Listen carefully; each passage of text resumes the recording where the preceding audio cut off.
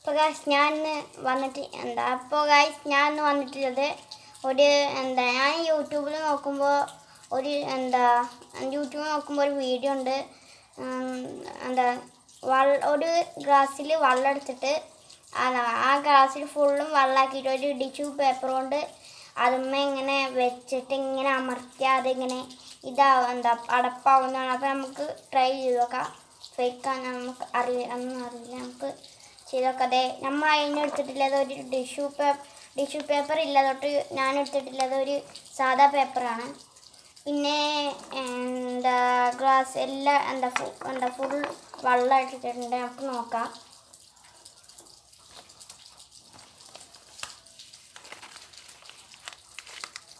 fake